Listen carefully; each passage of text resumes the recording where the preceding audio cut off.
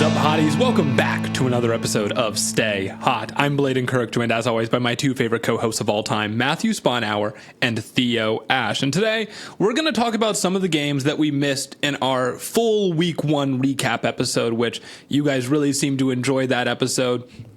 We got to talk about the Falcons. Got to talk about that situation. Got to talk about the Bills and the Cardinals in that game. Got to talk about the Monday night game, 49ers. And then we'll do some week 2 preview. Then we'll do the Stay Hot locks. And then we'll send you on your way. But before we get into that, Matt, Theo, how are you guys doing on this beautiful Wednesday evening? I'm pretty good. I made a massive trade in the 32-team league. I don't know if you guys would like to hear it and rate it. I gave up Jamal Williams and Van Jefferson for Tucker Kraft and Jeff Wilson. Bang! You gave up Van Jefferson. What's wrong with you? I did give up Van Jefferson. We'll say boom or doom even. I mean, I think you won that one pretty easily. I don't think Jamal Williams is going to. You traded him away? I did. I mean, he got a lot of his carries in a blowout against a defensive line that was pretty overmatched, and I don't know. Kamara Still was not efficient, good. Actually. Yeah, and Kamara did look good. My logic here is that, and I'm pretty running back light, but Jamal Williams, to say the least, it's going to be Jeff Wilson and Jalen Wright are going to be my two starters. So we're rolling with the Dolphins guys. But my logic here is that Jamal Williams had like 11, 12 points, which in the 32-team league, you have to understand is like a lot. Like, it's pretty good. But it was all like garbage time. They only let him in there when the game was entirely over. I don't think he's going to see that workload again. He didn't even like do particularly good with his workload. He just got like 12 carries and a couple of catches and scored a touchdown. Mm-hmm. So I wanted to take advantage of that. And then Tucker Kraft is a guy who has gotten a lot more work. Like, sometime last season, they decided that he was a guy who they shouldn't be taking off the field all that much. And since then, he's been super valuable. And he's been like, it's a tight end premium league. And then Jeff Wilson, I just like to have the Dolphins back. Jefferson, he's a worthy backup in the 32 team, but I've got. Jefferson is not a loss to me. I mean, Jamal Williams, maybe he's going to vulture some touchdowns the rest of the way if the Saints offense continues to be kind of good and their run game continues to be kind of good. But Van Jefferson is not a loss. And I think, if Mostert stays banged up, one of those running backs is going to become incredibly valuable. And then I like the Tucker Kraft addition. Like you said, he outsnapped Luke Musgrave badly in the first game. I thought he played really well. I thought Tucker Kraft blocked his ass off and he had some big catches. I like him, so I like the pickup. I guess it's kind of an even trade. Like, I wouldn't say you fleeced Matt, but I love me some Tucker Kraft, so I'm not gonna sit here and say that you lost.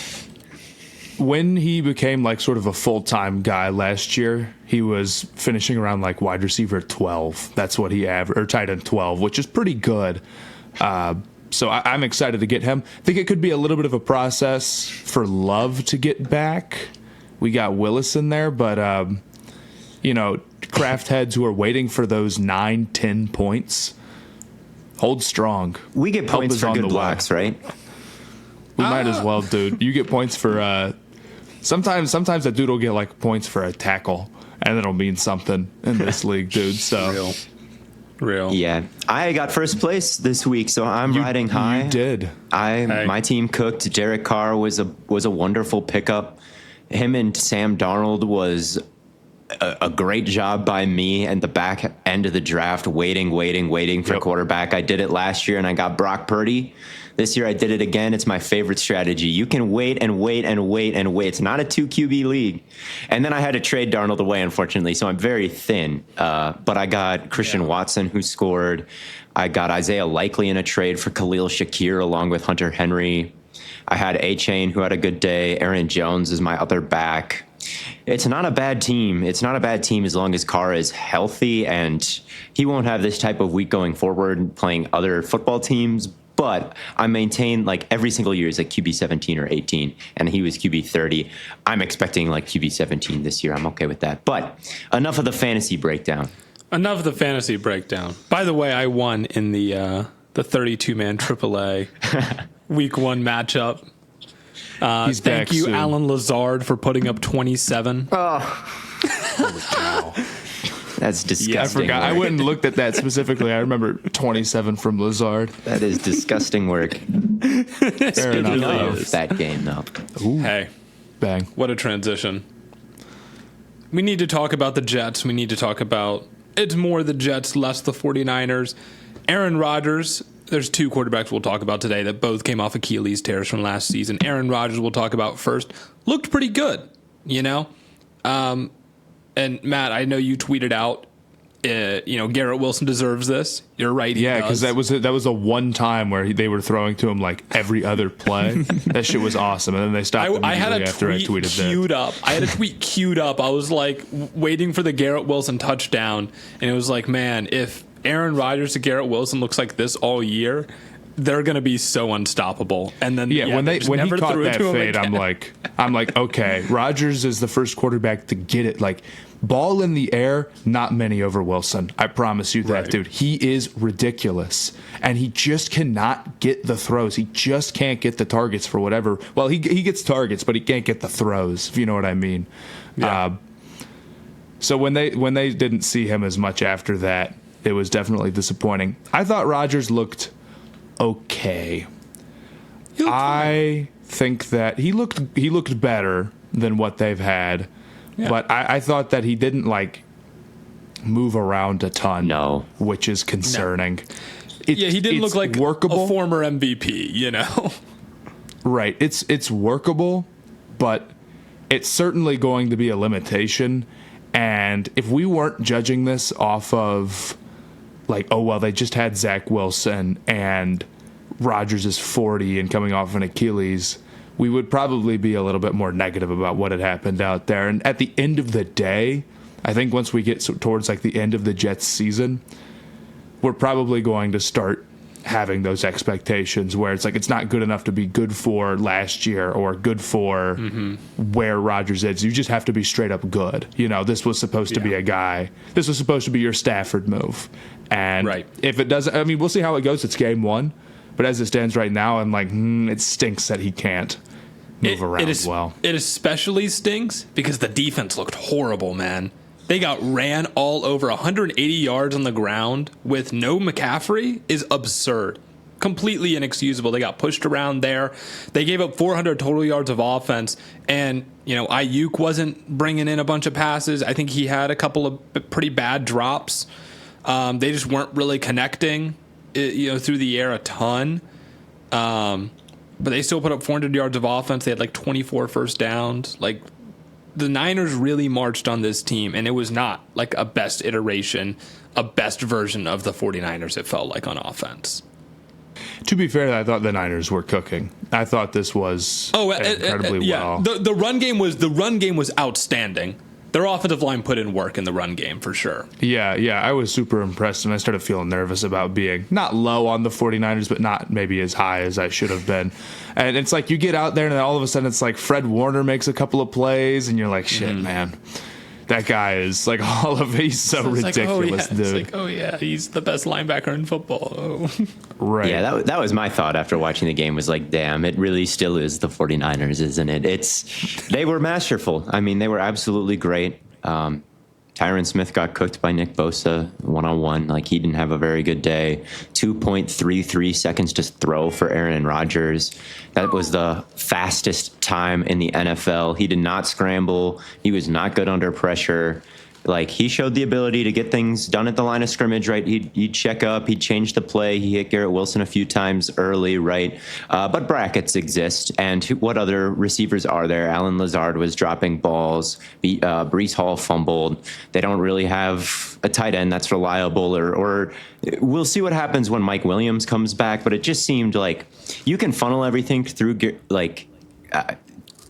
and that's fine. But you need someone else as well. And I thought that those other people weren't really stepping up around him on offense, and he himself didn't look great. It was just, it didn't look like the Rams, right? You said this was supposed to be their Rams move. It didn't look like the Rams at all. So, and the defense, like you said, Blaiden, like they just ran to the perimeter. They stayed away from Williams, and it's just kind of over there. So Hassan Reddick, the lost samurai, come on down. Hassan Reddick getting $50 million a year after this. They need it, man. I thought that was another good point where it's like all these other additions, like could the Jets offensive line be pretty good? You know, how would the receivers outside of Wilson? And it's just like nothing moved me for all of that in this game. Maybe you could say that Rodgers is good enough if those other pieces were hitting, but in this game they didn't. And yeah, Mike Williams is out, you know, but I mean, I have concerns about him as an older guy who's really banged up. So we'll see how this continues to play out for him. I don't want to get too low on them, but I didn't love it for the Jets. No. It wasn't like they lost a tough one to a tough 49ers team. It was a great game by the 49ers, but on top of that, the concerns that we had about them going into the year weren't like total like nuke disaster, but they weren't good enough for me to be like, okay, they could be a real threat in the AFC. Yeah, now it's one game. Yeah, but if we're doing the panic meter, it's higher for them than it is for other teams, just given the expectations and given the stakes for Saleh and Joe Douglas. I mean, everything is on the line this year. Like you said, Matt, they're under the most pressure of any team. Rodgers is, because if that doesn't work out, this whole era is completely over. And with that as the expectation, like you guys need to perform, that has to be a concerning first game for them. And then the Niners, sorry for being low on you guys. For the Niners fans listening. None of us had you as the 1 seed. Sorry. Not to write off the Lions. Again. The Packers, we'll see when Love gets back. But yeah, the 49ers look like the better bet right now. Yeah, I think they're probably, they're probably betting favorites for a reason. But we didn't do anything too crazy. We had them at second. Well, and the line, I feel I had them at third, but yeah. Fair enough. The other thing that I want to bring up from this game, and this is like maybe not that serious of a point, I thought Rodgers' attitude was legitimately bad. After he like those first couple of possessions, and he'd be walking off, and he'd be like so pissed and like kind of just like outwardly angry after one play. Like I get it, and I know that's like kind of a classic, but like I don't know, man. I'm just so used to it from him. I mean, it's always been like that. Like, do you know what I mean? Do you get what I'm saying? Where it's like, yes, I know what you mean. I know exactly what you mean. I've seen it a lot. And it's like you got to be like a little bit like, hey, we'll go get the next one, or like, right? Like that's not crazy. On a new team, it's just like. To be fair to him, his teammates were kind of selling at the beginning. They were, but like at the same time, he's kind of a fundamentally grumpy guy on the field. He just, if his teammates are selling, it's okay to be mad. But there are times, and even in this game, like he's mad and he's just mad to be mad, and it's like maybe point at yourself like every once in a while. Turn that frown upside down, Aaron. Yeah, or smile more. Just get that JJ McCarthy Zen mentality. Facts, bro. Get JJ McCarthy in the locker room with Aaron Rodgers to mentor him. He needs to enter his calm era instead of his stressed area. Maybe it's an astrological thing. Yeah. What's his sign? What time was he born? What is up, hotties? How would you like to get an extra $500? Well, then head on over to bluewirepods.com/survey and complete the Blue Wire audience survey about you and your podcast listening habits for a chance to win a $500 gift card. This survey will help create a better advertising experience for audiences and in turn, of course, help this show.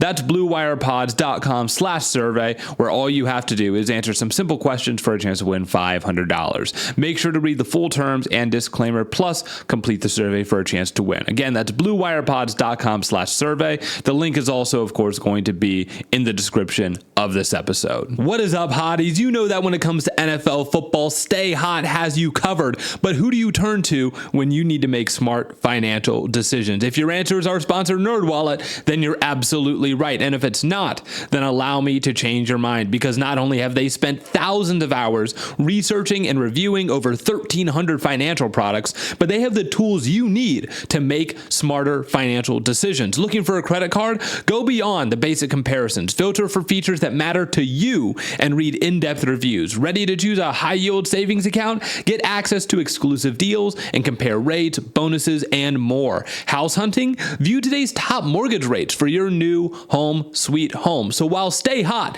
is your go-to resource for NFL football, make the Nerds your go-to resource for smart financial decisions. Head to nerdwallet.com/learn more. NerdWallet. Finance smarter. Disclaimer, NerdWallet Compare Inc. NMLS 1617539. Do we want to move on to maybe the more interesting quarterback coming off of an Achilles injury, which is God.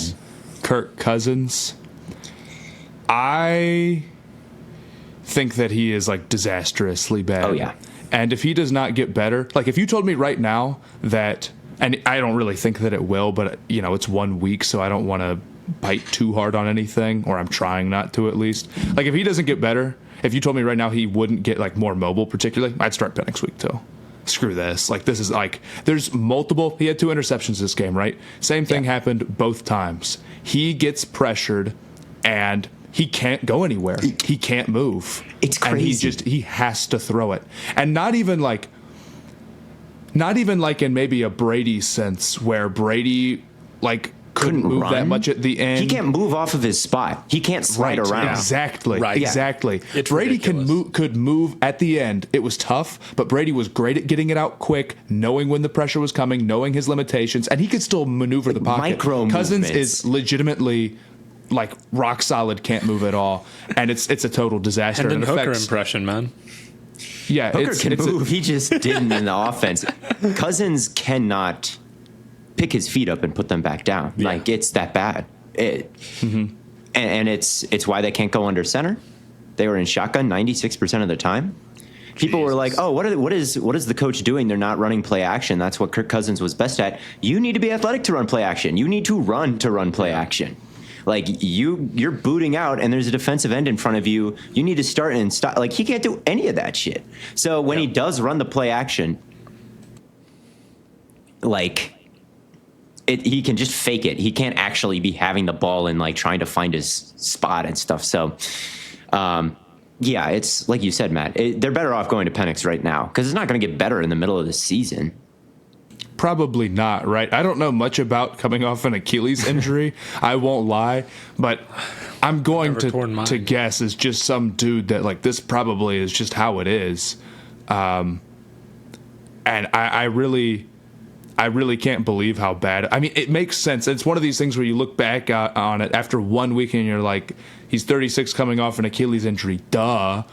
But at the same time, it's like people have been getting better and better, and it's like, dude, a running back came back in the season from an Achilles. Like, and I don't know. He can do some things, right? Like he can slide around. Like this is different levels of. This is worse than Peyton. I don't think. To me, it's not a matter of like the injury is limiting him. I think it's like just his head. I think it's like he's just totally like shell shocked. I think it's just a complete fear. I mean, that's what it has to be. Because like you said, like plenty of guys have come back and been plenty explosive after tearing their Achilles. If you are coming back and you just look like you have no movement skills, that's fear. Like you are afraid to move. You are afraid to get hurt. I think that it also can be that his foot fell apart. Like it could be, but like it is. I think it's to some extent not trusting it, right? Like it's gonna pop again. Like you're right about that, but it's just so bad. Like it's so bad. And you must be right because I've never seen anything like that before. Like he was really just standing there, and the whole offensive. It's just not working. Like because they want to stay in gun, right? They don't want him to get under center and boot around and stuff. if they're going to hand it off, it's from pistol, right? Playing a lot of that.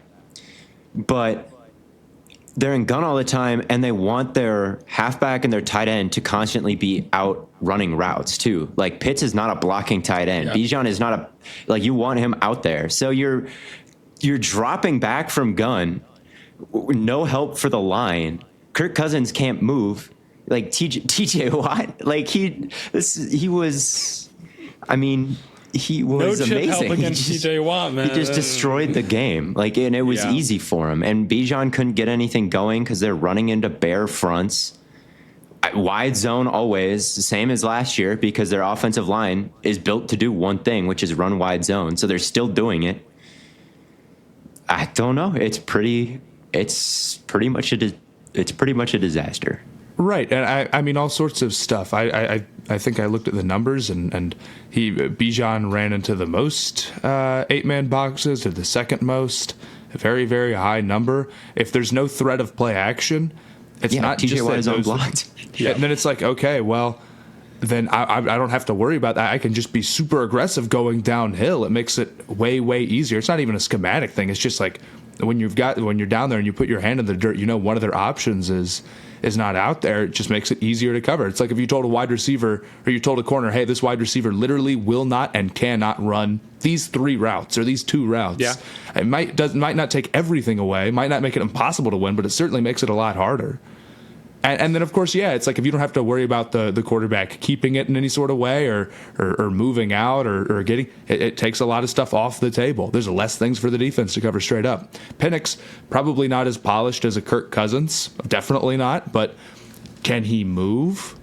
I mean, and again, maybe even more importantly, despite all of that, the Falcons could have won this game if it wasn't for 2 midfield turnovers that just shouldn't have ever happened. It wouldn't have happened to Kirk Cousins last year. They were just terrible throws where he got you can go watch it. It's so obvious what happens where he just panics. He can't or either doesn't move and throws an interception or an ill-advised throw into coverage. That's not good. Really bad. Yeah. And then you're absolutely right. They'd be better going to Penix immediately. And then the Steelers also played in this game. They won. They're starting their road to 9-8 and into the wild card round with a bang. Yep. Easy win over a team that is suddenly dysfunctional. We're already off and running. I thought they looked good in the trenches. That was kind of my main takeaway. It looked like the run game with Najee and Zach Frazier played really well, I thought. Yes. They were able to get good push and just kind of keep the ball on the ground just enough. And then Pickens is a beast. I think that he went up against A.J. Terrell and they threw it to him down the sideline and he won over and over and over again. And that was just enough on this day. Fine running game. Pickens goes off for a couple explosives. They win. Kick some field goals. Yeah. I don't think that they were the story of this game, unfortunately. No. I hate to say. But they did their thing. They looked good. I did think the run game looked solid. Fields was obviously kind of limited in where he wanted to throw it. I saw the passing chart. I watched the game. But, when you're looking at how the Bengals played and how the Browns played, you're saying if you're the Steelers, okay, yeah, we'll take the nice tough win. They still long term have problems with what they're going to do at quarterback, but I heard they're sticking with Fields week 2. I think that's exciting what it sounds for them. I think that's better than Wilson. I agree. So I'd be happy about a nice win if I was a Steelers fan for sure. Yeah, Fields, like we said, they don't have a real second weapon outside of Pickens. So to be able to take off and run, to be any kind of second threat, I think it's worth it for them. What did Fields do on the ground in the first game? 16% scramble rate. That ranks 3rd in the league. 31 yards on it. They did a pretty good job chasing him around, I guess. Tough. So, it's not a silver bullet, but it's something at least. And it was nice to see Minkah Fitzpatrick back coming downhill, making some plays. I thought Patrick Queen kind of had a roughish game, tackling Bijan. I still don't know if their linebacker core is quite great, but Hayward played well. Watt obviously wrecked the game. Dante Jackson, lockdown. Whatever, dude. Lockdown Darnell Mooney or whoever. Congrats, bro. He caused havoc. He causes havoc sometimes. We'll my Dante Jackson hate agenda. We're not giving up on this. Hold on. Yeah, I think he played a good game. I was like, oh damn, 26 again. They kept calling his number. Grow up. Grow up. Grow up. Be a man. I'm telling you. No, he did. He's athletic. He can make plays. Mm-hmm. But put him on an island consistently, we'll see. He was not very good for the Panthers. It's all that I know. If that was you out there, though, Matt, you would have been great for the Panthers. If it was me out there, no, I'd probably get cooked. But Dante Jackson, was like you weren't out there. I thought you got traded to them from the Lions. I thought that's why they lost so bad. Come on, man. I thought maybe I saw you playing linebacker wearing number 47, I believe. Was that you? It could be. I don't know. I'm kind of like working my way into the defense. Bro's I've like had trouble learning the playbook type here, stuff. Yeah. I've been sitting there with my tongue out and like a pencil tapping against my head, looking at that shit. I don't know. But I'm not feeling good about my Falcons winning the division pick right now, dude. I'm feeling very vindicated with how the Saints and Falcons looked. I'm feeling great about how the Bucs looked, man. Hey there, sports fans. As the NFL season kicks off, it's time to fuel up and stay in the game with Factor. Forget the hassle of meal prepping and cleaning. Factor has you covered with their no prep, no mess meals. With Factor, you can meet your wellness goals with ease. Their chef-crafted meals come in options like Calorie Smart, Protein Plus, and even Keto, so you can enjoy nutritious, delicious food that fits your lifestyle. And here's the kicker. Factor's fresh, never frozen meals are ready to eat in just 2 minutes. That means more time cheering on your team and less time in the kitchen. With over 35 different meals and more than 60 add-ons to choose from each week, you'll never get bored. So crush those wellness goals with dietitian-approved meals featuring premium ingredients like filet mignon, shrimp, and blackened salmon. From breakfast to dessert, Factor really has tasty options to keep you fueled all day long. Make today the day that you kickstart a healthier routine. Head to factormeals.com/stayhot50 and use the code STAYHOT50 to get 50% off your first box plus 20% off your next month. That's factormeals.com/stayhot50 with code STAYHOT50. Get 50% off your first box and 20% off your next month while your subscription is active. Stay hot, stay fueled, and enjoy the season. You've had Wendy's nuggets dipped in sauce, but have you had them covered in sauce? Wendy's new saucy nugs take the crispy and spicy nugs you love and turn them up to 11. Choose between flavors like buffalo, honey barbecue, garlic parm, or if you're really a heat seeker, try spicy ghost pepper, only on Wendy's signature spicy nugs. I dare ya. That's 7 delicious ways to try the nugs you already love. Pick a flavor, grab some extra napkins, and prepare to nug like you've never nugged before. For a whole new way to nug, it's gotta be Wendy's at participating U.S. Wendy's locations. This is a total aside, by the way. I'm completely changing the subject. It's vaguely related to the Saints. My mission this year is to get an offensive lineman to win Offensive Rookie of the Year. I think it's totally, that with Alt. I think it's totally possible if you pound the drum a lot. You got to start it now, though. I saw that video. Did that video do well? I'm sure that it did. There's a couple candidates, though, because I watched Alt and I was like, okay, he took on Max Crosby. I think he won not all of his reps in the game, but all of his reps against Crosby. I thought he did a very good job. So I was like, okay, if you lock down Crosby and if he has a good game against Watt early and like no one else is quite standing out, like I really do think you could beat the drum a lot and pick up some momentum. And Fuaga, the same thing with the Saints. Like that guy in that scheme, running the wide zone and like getting on the backers, like moving laterally, was he was crazy in that game. His highlight reel was ridiculous for a lineman. Panthers defense, by the way. It is a Panthers defense moment. But the things he was doing, and he's in that scheme, which is exactly where he should be. we'll see what happens if he has to drop back and pass protect more. So I don't think he's as good of a bet as Alt going from this point on. But I think Alt can do it. Go Alt. Don't even hype up. Unfortunately, Fuaga, if you hype up multiple of them, it makes Alt less special. So, bro, we'll see you. Also, there isn't like the same stat that PFF can tweet out when you have a good game in like run blocking versus pass blocking.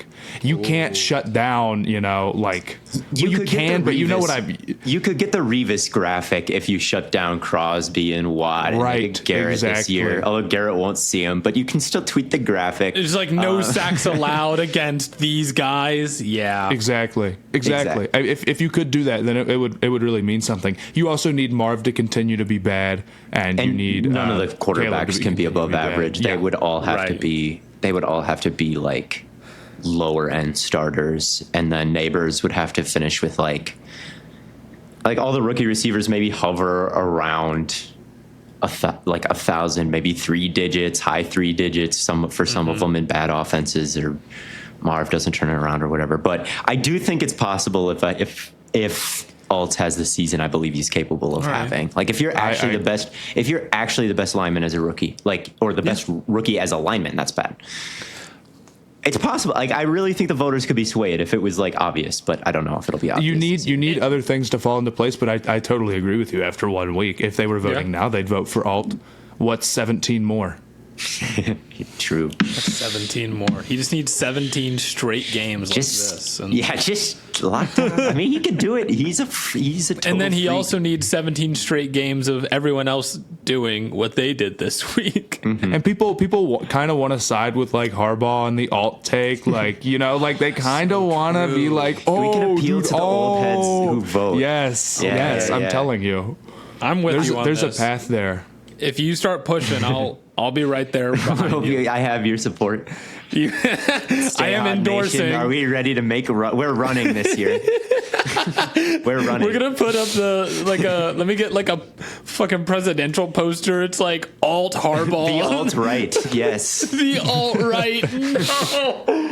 No. I like that. Oh my god. Alt right nation. Because he's a right tackle too. That's so crazy. Are we ready to mobilize? I saw they were going with Control Alt Delete instead of Alt Right.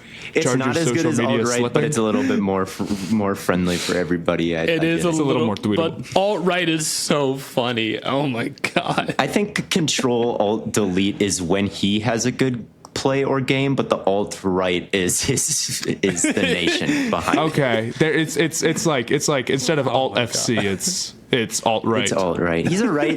He moved over to the right tackle spot. Like it's so perfect. I thought the Chargers looked actually good. Like I know it was just versus the Raiders, but like Khalil Mack and Bosa looked sick. Alt and Slater looked like a bookend duo. Herbert played really well. McConkey did his thing. Dobbins looked good. That touchdown he had, that meant something to me. And then Dobbins being back, dude, I honestly can't. But this is why it's so hard to predict anything with the injury stuff. I'm like, Falcons, it's like, okay, well, they're coming off an Achilles. I think Kirk could be okay. Roger could be okay. Both those guys, it's like, Dobbins, after all of this time, it's like, boom, he has a big game of anybody. I can't believe it, but I'm so excited really about insane. it, dude. We'll see if he can stay healthy. And also in the open field, he kind of looks like Kirk Cousins a little bit. I think he still has that wiggle behind the line of scrimmage, but he got into space. I thought maybe we don't care. What's our comp? Gus Edwards? Stop. But yeah, Gus Edwards isn't exactly the most elusive. Dobbins, I've said this before, but Dobbins reminds me a little bit of like if Saquon didn't have that top gear anymore. Like he kind of runs a little bit similar, I think, but just that like doesn't quite side have that. cut that he has is very sillard. Mm-hmm. I see it. He had kind of the same run, like when Saquon broke off that long one and then tried to stiff arm Bullard and missed. That run was really, really similar to the one that Dobbins broke off when he kind of held everybody backside and then pushed back front side on the zone. Like it kind of if you put them back to back, I think they would kind of look or side to side. People don't understand how good Dobbins' year 2 would have been with that Ravens team, man. He actually would have gone for 6.5 yards a carry that year. I swear to God. The domino has fallen. Dobbins tears his ACL, and now Henry's on the team. Like none of this would have been necessary, and they would have spent that money on a receiver or on a right guard, and then they would have beat the Chiefs week 1 with Dobbins, and Zeitler would still be there or something. It all fell apart. Yeah. What's that alarm for, Matt? I don't remember. It's probably one that I meant to set for. What time is it now? Probably one I meant to set for 6:10 in the morning. Bro's got a chicken in the oven. It's burnt. It's gone. Well, it would be perfectly fine if I set it for when it was done and it was raining. That's true, but you're still sitting here, so it's over. It's been 10. It probably wouldn't be burnt for a few minutes. I won't lie. No, At any rate, I think Herbert with pass protection theory can prove to be right. Like Disley and the tight ends are good at blocking. Their backs were really good at blocking in this game. Mm-hmm. And he had good pockets. And yes, the receivers are going to drop some. It's not always going to be pretty, but he can also keep the chains moving. He can elevate some people just enough where I think if the pass rush stays healthy on the other side and the defense actually is tackling and stuff, I think that Herbert has enough around him where he can scratch and claw and keep them in that kind of wild card race. Yeah, I agree. I'm not feeling great about my under on the 8.5 Chargers talk. I do think they've got that. They could still hit under on that, but they could. They could. It's one game in. I'm just saying I'm not feeling great about it because I think differently about the Chargers right now. Clearly I don't think they're going to be horrible, but yeah, probably not. I just think that their run game can really set themselves up, and if Herbert can sit back there, he's putting a solid floor on the passing attack, no matter who they've got catching the ball. And then I agree about their pass rush. Plus, they won this week, and they play the Panthers next week, who they're obviously going to kill. Cool. Just let Dobbins do his thing. I'm perfectly fine with it at this point. That's okay with me. Just let him stay healthy through this Panthers game, please. Now, hold on. Now, Bryce Young is actually going to go off this week. Is turn he? it around? That's what I've heard. Oh, he actually called. You saw something on tape? No. Not one damn thing. Yeah. I watched their tape because I didn't see it last time, and obviously Bryce played bad, but I was significantly more appalled with the defense than the offense, which is not saying much because the offense was. You see the play where 3 guys tripped over each other? I did see that play. I didn't see anything like that embarrassing from the offense, and that play and just everything. That play happened because the defensive tackle got blown so far off the ground, so all the pursuit ran into each other. Blown so far off the ball. So he got blown into a linebacker who then fell to another linebacker who then fell into the safety. And then it was just a long run, just the most ridiculous sequence ever. Yeah, they're going to have the worst defense in the NFL. They will. I'm telling you. I can't believe they got rid line of. Can't do anything. Their pass rush can't do anything. They got rid of all their guys, man. It's looking tough. But we do have to talk about Marv. We've been mentioning him in bits and pieces throughout the last episode and today. Got to talk about the Arizona Cardinals. They honestly looked pretty good. Greg Dortch had a pretty solid game. Kyler Murray looked great. But Marvin Harrison Jr. had, 1 catch? Am I not mistaken? For 4 yards. For 4 yards. And how many times was he targeted? 3. 3, yeah. Not good. Theo, I know you've talked about this pretty extensively on both TikTok and on Twitter. What have you been seeing as to why Marvin Harrison Jr. hasn't been getting the ball? Or wasn't in week 1? It's a couple different things. First of all, they ran the ball a lot, especially in the first half. They were successful doing that. Second of all, Marv was being bracketed. DeMar Hamlin, his job, especially in the first half, I felt was just to follow him around, kind of. They had a safety over the top a lot of the times. I will never forget the vision of seeing only 9 people on my screen when the Cardinals only had 0 receivers on the field. They did not have a single receiver on the field, and the Bills still came out with 2 high safeties. I was like, okay, this is how they're going to play. They're going to keep the ball on the ground, okay. But then in the second half, it definitely became more urgent for them to pass the ball. The Bills started coming back. The bracket was still there. That made it tough. And then Marv was he was a little slow, like no doubt. And he was very reliant on physicality to get open. Like he was super, especially on comeback routes. Like he would kind of go a couple extra steps, it felt like, to push off on the guy on top of him, and then he would settle down. So he was really bringing the physicality downfield, I think, at the expense of some of the timing of the dropbacks. Because, like, Michael Wilson had already settled down, and Marv was kind of overextending himself trying to get the push off and stuff.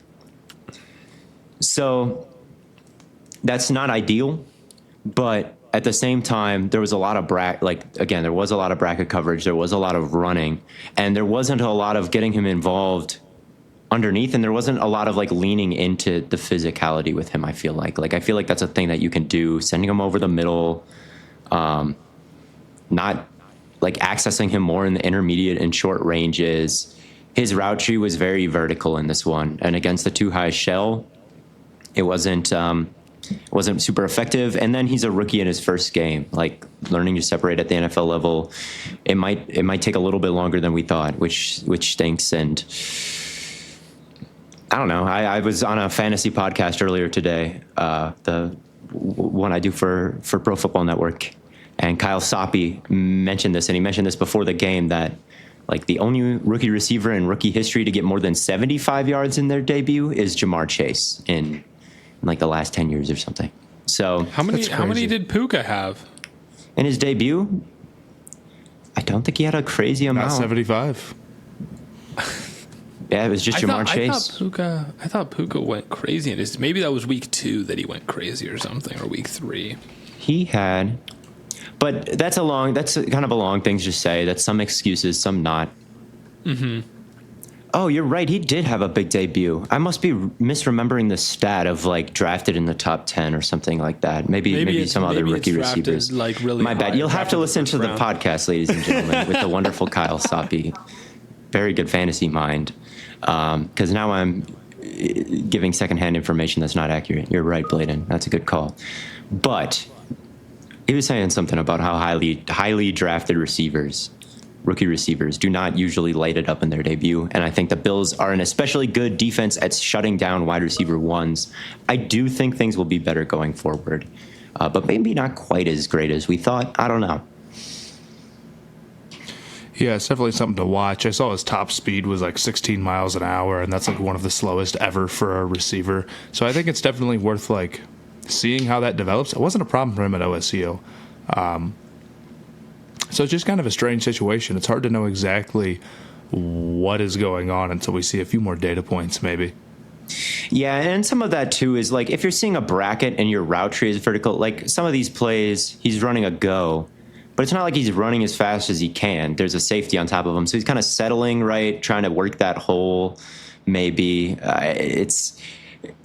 Maybe he just didn't get a chance to maybe fully open it up. He's not quite the receiver you involve on like end arounds or screens as like a yak guy, which kind of makes it difficult. He's more of that pure X. But maybe next game give him some more opportunities to run the shallow cross or like run a slant or just something that isn't so downfield. Maybe just get him in a rhythm. Yeah, I agree. As far as the Bills go, I thought that Allen had a pretty great game outside of his one fumble. I do feel pretty good about saying that the Bills will make the playoffs as it stands right now. I do think he's got some ability to carry.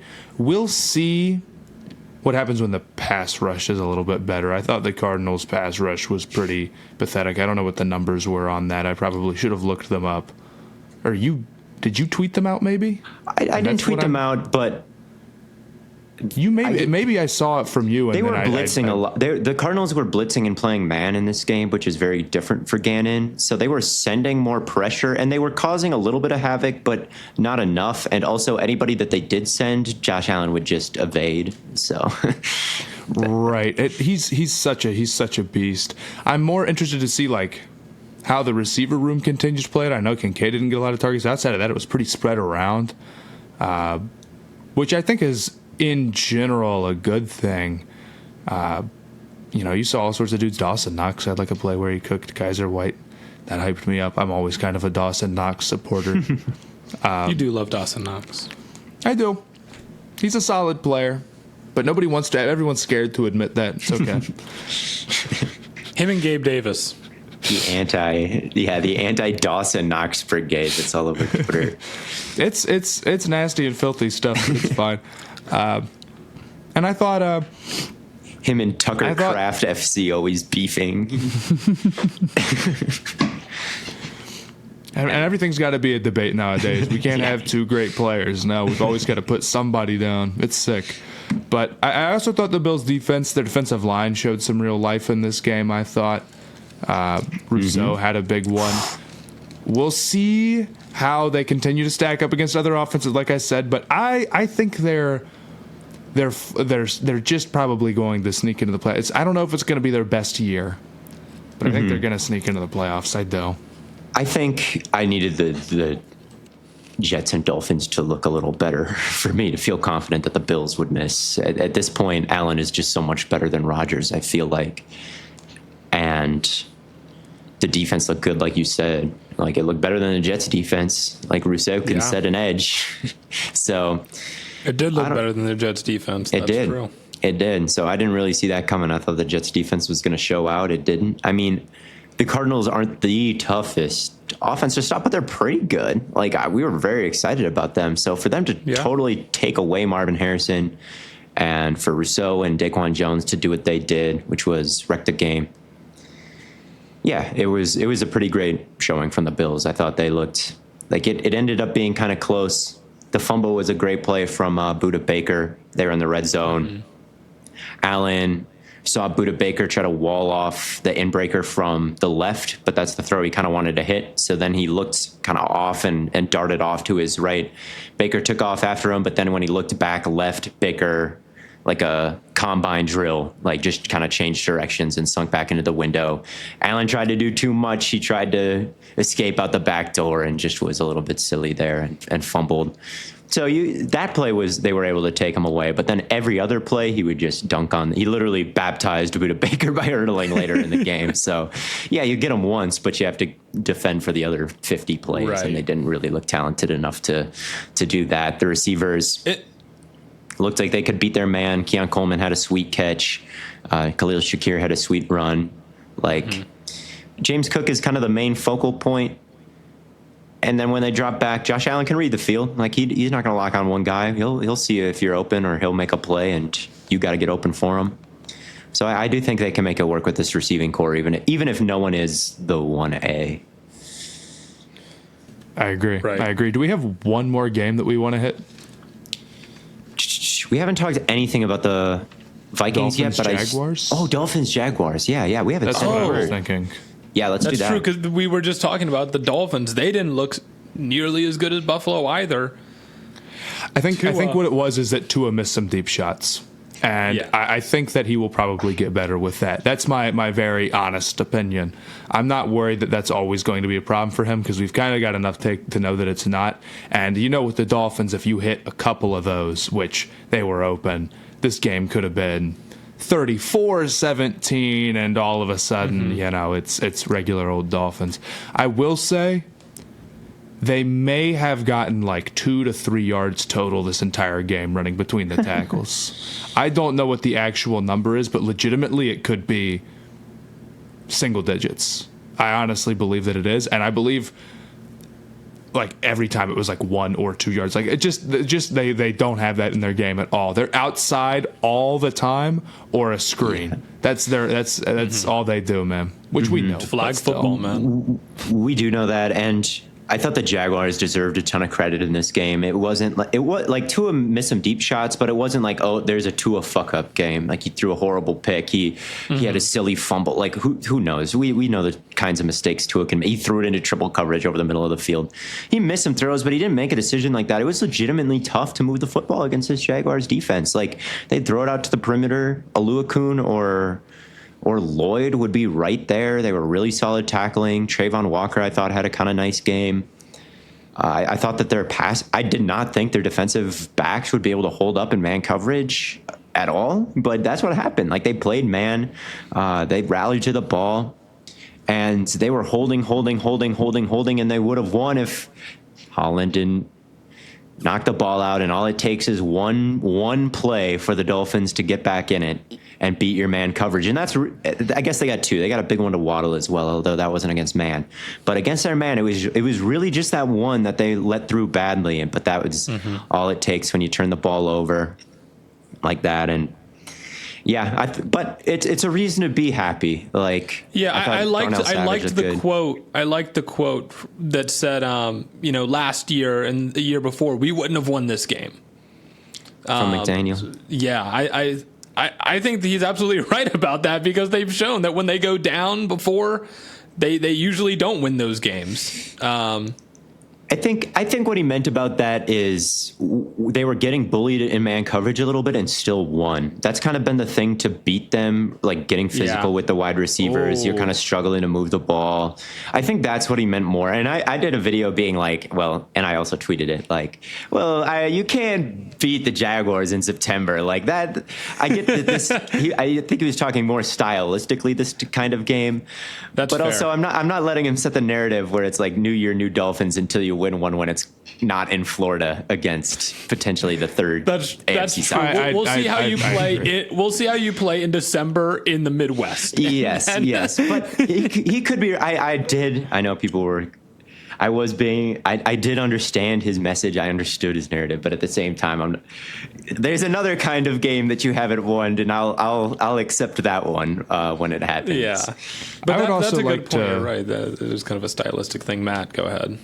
I'd also like to shout out Calais Campbell for being, dude, he's still a beast, man. I think maybe the first drive of this game, he crushed Lawrence, or he did. Like got Lawrence on play action, on like a play action, and then like totally shut down or run the play after. Like, dude, he's 40 years old. It's LeBron stuff. I swear to God. His swim move will never age. He'll just beat you right off. He'll just swim right over you, and he's there. And it's just, he can be 50, he can be 80 years old. He's 6'6" and just swims right over somebody. Just, he's the GOAT at swimming. It's amazing. It's amazing. What draft class was he? I'm sorry. 2008. That's pretty crazy. That's starting to get up there, man. And he is 38 years old, just turned 38. So shout out to him. I'm always watching for him when he's on the field. To get a sack at age 38, it must put him on a very short list. I'd be interested to know how many players. Oh, where's Mr. Logan Camden and Mr. Carson Brewer to tell me who are the post 38 sack leaders? We got to hit him with that one next time. I guess he would have been 22 coming into the league. I don't know. It just feels like 2008. It's 2024. To me, it feels like that shouldn't be like a 38, 39-year-old player, but I guess it is. He drafted at 22, and then he's played. It's been a long time since 2008. It's been 16 years. 16 big years since that year. Yeah, so man. it really. Man, that just made me feel a little old. Okay. Nice. 2008. What were you doing in 08? Me, what was I doing in 2008? What grade is that? I was like 7. I would have been 8 years old. I would have been that school year. What does that put me in, 3rd? Then I was in Mrs. Spitzak's class. Probably goofing off. You probably would have been in like. Yeah, I would have been in 2nd grade cutting up Snowflakes, like pasting them on the walls. Who knows? I was probably playing aliens at recess or something like that back in those days. I know what I would. Matt was digging up mud. Exactly. Mud bugs. I was digging trenches, and we were digging trenches in the. That's all we did. We just no goal. You go recess in the south. And then you'd try to hit the bugs with basketballs, the dirt dollars, man, with basketballs. Recess in South Carolina sounds so ass. Digging and there were a lot of bugs. Was hot as shit too. It did kind of suck, man. I mean, it'd be like 95 degrees or something September 1st. We caught snowflakes on our tongue, and we built snow forts, and we had a tunnel system, and we frolicked, and you guys did our manual labor. No, what we would do is we would dig, and then we'd be like, when we find dinosaur bones, what do we do with the money? That's what we discuss. You get rich. You sell them for millions of dollars. Exactly. And that's probably, we're looking for $1 million for the dinosaur bones we find in the in the elementary school. One time during recess, I found, what was it? How much was it for?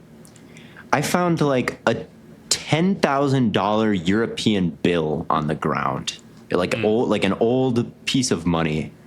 And I looked it up when we got in from recess in the computer lab, and I found out it was worth like $400 in American money, which was a huge like $400 on the ground at recess.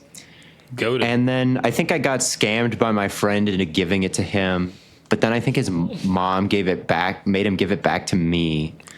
And then after this whole ordeal where I thought I hadn't lost $400, I went to the bank to like cash it in. And they said, like, that money does not get printed anymore. That is not a functional dollar in any part of the world. They use euros now, Theo.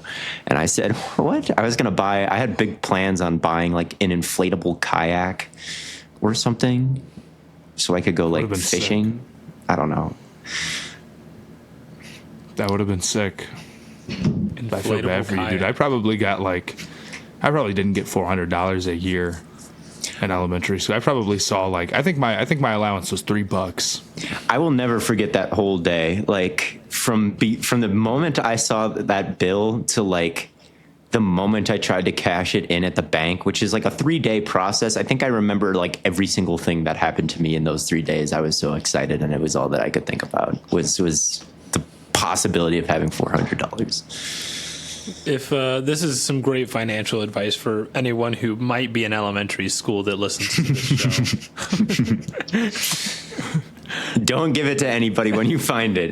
Their cousin did not lose it. They did not bring it in for show and tell and lose it. Maybe they did. Maybe they were telling the truth, but then they gave it back, which made me think that maybe like they took it from me and then told their mom. You got. And if it hadn't been for somebody's mom. I think someone's mom made him give it back to me. And you got bailed out is what happened. I did get bailed out. So I think we've got time before we do the locks to give like one or two big things that we're looking for in week 2 each.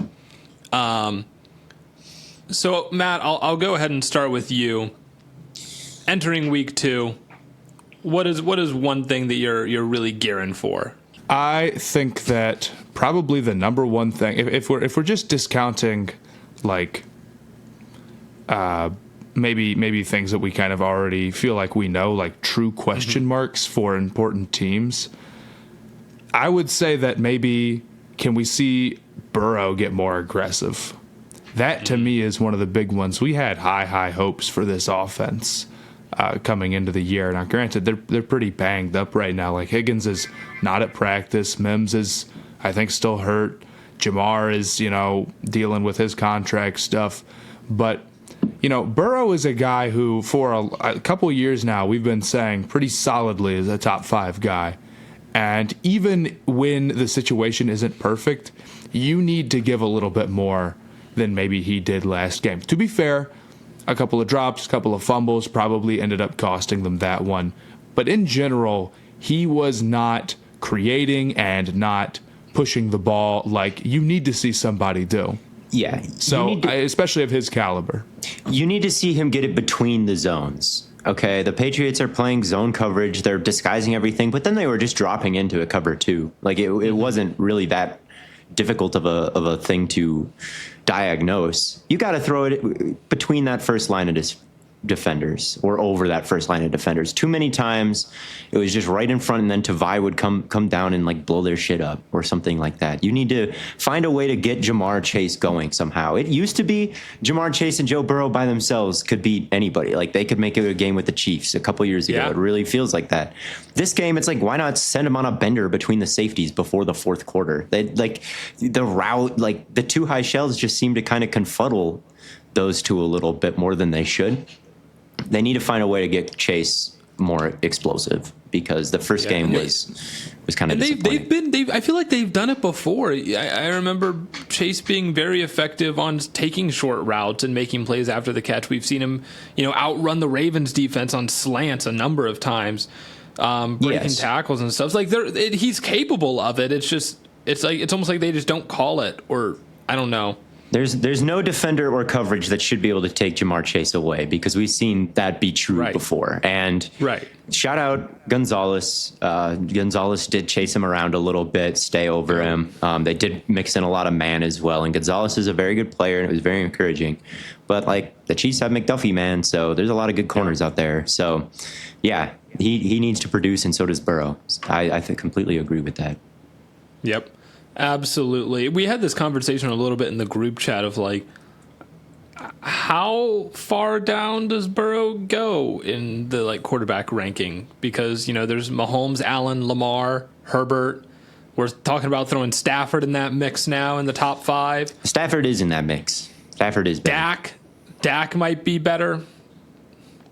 Because to me, they feel like kind of a similar archetype. Stroud, we've talked about, is like a version of Burrow that's more mobile, can do more with his legs. Mm-hmm. And I thought Stroud looked significally better against the Colts than it is just Burrow 1 week. He is coming off an injury. I do want to see how it develops. I am starting to buy into the Stafford is top 5 stuff. Like I was watching that, I'm like, okay, this guy is. You think back like over the years and just like what he can do and what he brings to the table. It's like I'm not sure that he hit a no-look pass to win the Super Bowl. Like right, and it's like you know what? You know what's crazy about that? I don't mean to shit on Burrow because I like Burrow. I'm pro Cincinnati. Mm-hmm. But like, dude, Burrow got more credit for being in that Super Bowl than Stafford got for winning it in the quarterback rankings, and like. We all do kind of know the numbers for Burrow were pretty stinky, like getting there, man. Like it was the defense that got them there. Yeah, no doubt. It was really 2022 where Burrow took the step over Stafford when Stafford was hurt, and Burrow built on that Super Bowl with like an amazing year, and then Stafford, his elbow's always kind of been an issue. Yeah. Like, do you really trust him as much as you trust Burrow, who at that point had cemented himself as one of the elite guys? Like they had beaten the Chiefs again that year, right? I can't remember if they beat him or not that season, or how Burrow looked. I think they did. Burrow is notoriously known for being the guy to beat Mahomes. Exactly. So I think in 2022 there was some like somewhat fair, I think. I think he's been fairly top 5, but like unfortunately, but Stafford missed that whole year. Is I guess what I like where I'm leading to, where it's like we all kind of, and now 2 years in a row, Stafford has proven that he was better than Burrow in 2021. Like 2022 was lost for him, and then these last 2 years he's been better as well. Yep. At least through the first game of the season this year, and I've definitely been trying to contain myself with like talking, and some things I feel like talking in absolutes for a little bit is okay. Some things I'm trying to be careful, but like I'm pretty nervous about the Bengals, dude, and regardless, I think. Even if Burrow gets back into form, him versus Stafford is a totally fair debate at the minimum. Yes. So I'm really watching for the Bengals. I think there's plenty of reason to be worried about the Bengals outside of just like the passing offense. And the Chiefs' interior offensive line against those defensive tackles. Let's see what happens. Yeah, it's gonna be disgusting. So could be. Yeah, Theo, what are you looking at this week? Oh, I had the schedule up. Did you see the $100 watch party they're throwing for the Chiefs game at the Bengals Stadium? That's absurd. $100. Yes. There's Jamar Chase fundraiser. Seriously. I mean, it's like, I get doing a watch party thing. $100 for a ticket is crazy. Bro, I'm just going to the bar. Like, if I'm going to, like... I guess they're making it like a whole event, right? Like there's going to be other things happening, but like, still, that should still not be. No, it's very, and it's like they're also watching another game, the AFC Championship game from 2021. That's one of the things that they're doing, and then they're like bringing out some people for autographs, and they're having, I think, like a little concert at halftime or something. So like it's starting, but it's like still like that sounds like the NFL Hall of Fame game, like. And that's free the NFL Hall of Fame game. Yeah, that's what I'm saying. The NFL Hall of Fame game does not cost $100. You can't go in the Hall of Fame, but like you can kind of walk around and see what's going on. So yeah, $100 is a little bit crazy. What am I the most excited for or most interested in? I am very interested in Marv and if he can get back on track week 2. But I already talked all about that. I'm excited to see. Caleb needs to get back on track as well. I don't know if I'm totally expecting it versus the Texans because their pass rush is good and like the Bears' offensive line just made things totally untenable for Caleb in a way that makes me think we did perhaps make the expectations too high if the line is going to look for this. But I was going to say the New Orleans. I think versus the Cowboys, we're going to get a look on if they are just better than the Panthers or if they're actually any kind of good this year. Can they continue to run the football? Because I think they can. Like the Cowboys, the way to move the ball on them is, I think, get downhill. I think the Saints could be able to do that. They've got the people to beat maybe Trayvon Diggs and down the field a couple times. Like they do have a good defense. Like them versus a contender. I know I'm the only one on the planet like excited for the Saints, but after how they looked week 1 and the kind of expectations I had for my personal agendas and stuff. Low, bro. But at the same time, everybody else could be right. And like, I could see the Cowboys just whooping their shit. Right. So I don't know. I honestly, I think their defense is going to be able to hang in and keep them in. If their run game, we'll have to see how bad it is. It just the Panthers? Right. And it very possibly could be because, like I said, the Panthers' run defense was the worst in the NFL last year and definitely got worse. It's definitely worse. Luvu, now no Brown. I mean, I think it's going to be historically bad. I really, really do. I don't feel like that's an exaggeration at all. And there's a very real world. Don't get me wrong. I feel like I was too low on the Saints, probably a little bit, maybe. We'll see how their offense holds up, but definitely their defense is going to keep them in a lot of games and whatnot. But there is a world where like the Saints like don't really play a tough Cowboys team that close, and then the Chargers run all over the Panthers, and it's like, oh man. Yes, definitely. So seeing how that plays out, certainly one of the most exciting things. Is it like, okay, the Saints could be like a 10-win team, or is it like the Panthers could be a 0-win team? We're learning that this next week. I'm also kind of interested in the Giants versus Commanders mid-off, to be honest with you. Like, which team here is the third best in the division? Like, because we had our Daniels debate versus Daniel Jones. We had our debate who the worst 2 teams were going to be. We said Commanders and Giants. That was a very heated debate that we had. It could go either way. Now they're facing off. This is like the ultimate. This could be for the number 1 overall pick, guys. This could be for supremacy of last place. Number 2 overall pick, but okay. Is Daniel Jones more ass, or is the Commanders' defense more ass? Like this, something has to give. And I don't know what it will be. I am on the edge of my seat. The stoppable force versus movable object. You guys have seen that they're playing Giants Panthers in Germany, right? Oh no! Oh no! No. That's gonna be the worst overseas game we've ever sent them. We've had some mitters over in Europe, and that one is. It's great. Sending our worst. Sending our worst. Yeah, maybe they can learn who Malik Neighbors is and enjoy There we go. Like a Malik Neighbors game or something. Yeah, maybe they'll learn who Taylor Moton is, and all of a sudden we'll see. We just need to really hype up Dexter Lawrence before that game so they can feel like they've gotten their money's worth. Like, oh, I just saw the best player in the world. Like, make them think that they're going to see. Well, maybe they are, like the way he played week 1, but like they're going to see Messi like in his prime.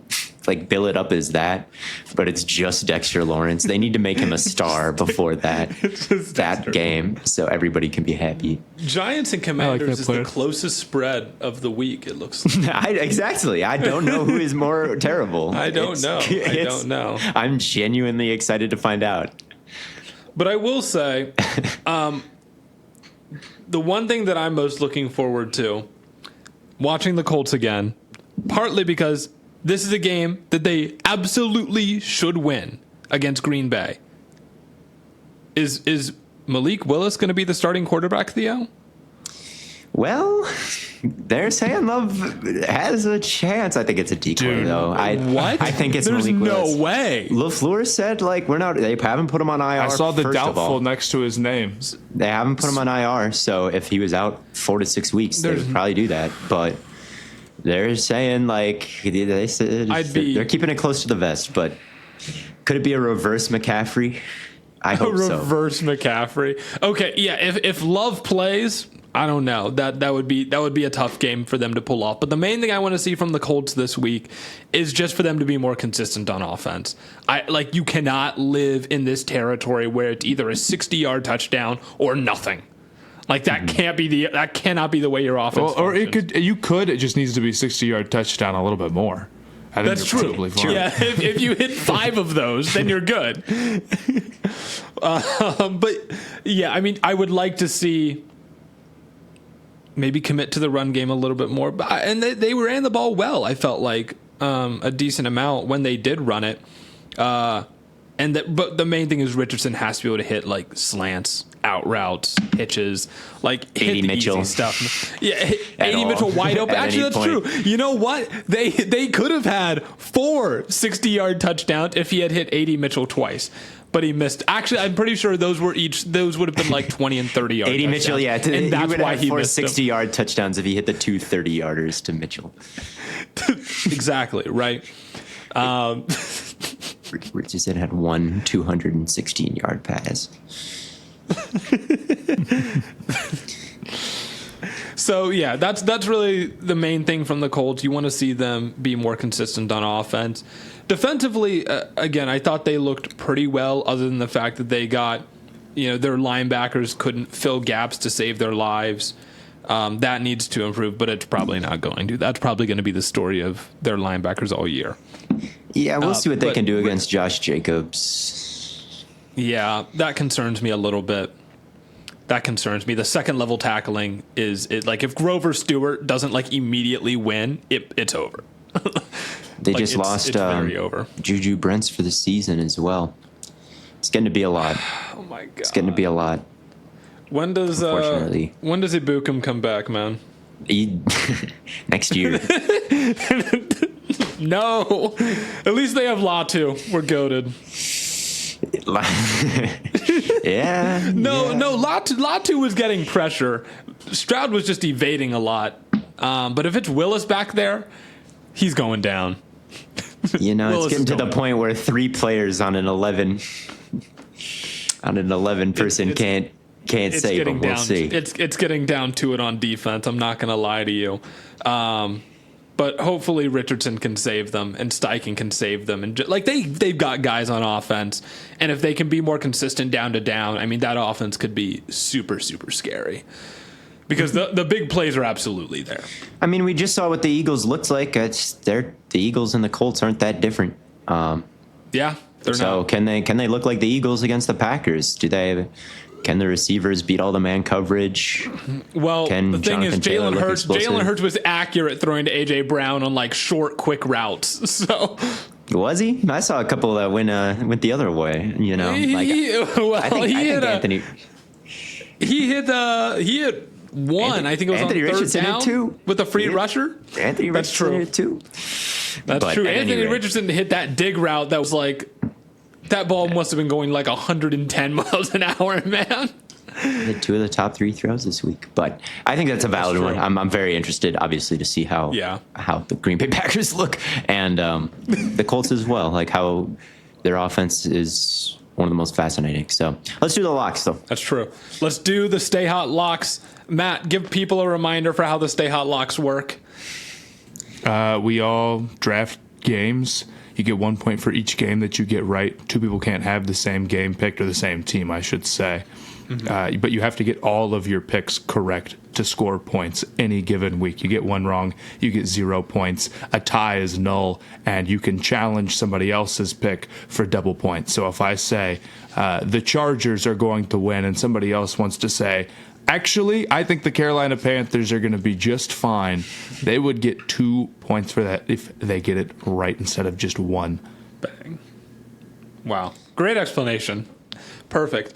Last week, I locked the Seahawks and Lions. Both of those ended up being right. Theo locked the Saints, Bucks, and Packers. He had to pick the Packers. That one ended up being wrong. And then Matt locked the Bengals. You had to pick the Packers, man. And Matt locked the Bengals. That one ended up being wrong as well. So as it currently stands, I have a 2-0 lead. Entering week 2 of the Stay Hot locks, I'm going to give myself the first pick because since I won, I get to choose. And I'm going to take the Baltimore Ravens over the Raiders. That's the largest spread of the week by far, and I think it's well deserved. The defensive line for the Raiders could cause some havoc, but it's another team where it's like 3 players don't make a team. So give me the Ravens in that one. I will take the Chargers over the Panthers, Matt. If you want to be confident here when the swing comes around to you. No, that's actually okay. I don't want to jinx them. I'm confident that they'll win. I don't want to jinx them. I'm going to take... I guess I'm a little I don't know if there's any game left where it's like easy peasy, like I'm picking against the Panthers or, one of the best teams in the NFL versus, one of the worst. I'm leaning towards, and I guess the spread is not that big, and I usually like to trust the spread. Mm-hmm. I'm leaning towards Philly over Atlanta. I think Kirk is in pretty rough shape, like I said. So I'm probably going to go there. And then I think there's still probably some good enough games left here for me to think that that I could get another one. And if I'm being honest, I'm probably going to go with Kansas City over the Bengals. Ooh, I like it. I think I got to... First off, they made me mad because they lost me my points last week. True. So now let's overreact and get wrong again because they, pull it off against the Chiefs. But to be fair, I think their rushing defense is really rough. I think the Chiefs are going to be able to take control of this game. And I think their defense is even better than the Patriots. Higgins is not in good shape. He didn't practice today, I believe. If he's not out it's there, at Arrowhead. It's really up to Chase. It's at Arrowhead. It's really up to Chase and Burrow to just go out there and ball. And it's like, it just wasn't super inspired. It's not impossible. Of course, both of these games are within a 7-point spread, so it doesn't feel like they're truly like nutso upsets or anything. Yeah. I think there's things I like about Atlanta. I think there's things I like about the Bengals, but based off of week 1, I'm picking against both those teams. Yeah, that's fair. I'll go with the Texans over the Bears. The Bears just couldn't get off the ground last week. Their offensive line looked a mess. Roma Dunze, questionable. I think it's just a lot to beat the Texans week 2. Caleb would have to look so good. Stroud would. Their defense, I think, can cause problems for anybody, including Stroud. But I just think Caleb would have to look too good, and the offense would have to look too good after what I saw last week. So I'll take Houston. Okay. Honestly, I kind of want to call it at this point. I don't know if I'm I think the Cowboys will win, but I don't know if I'm lock confident that they'll win.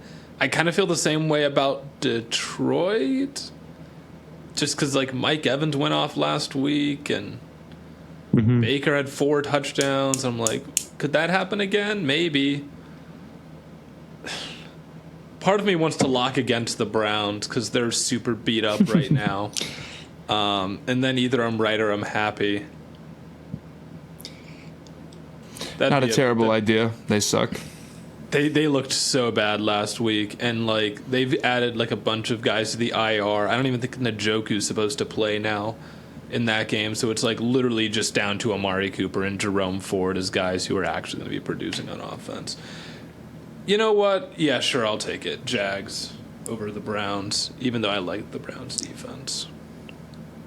And that brings it back to me. Fair enough.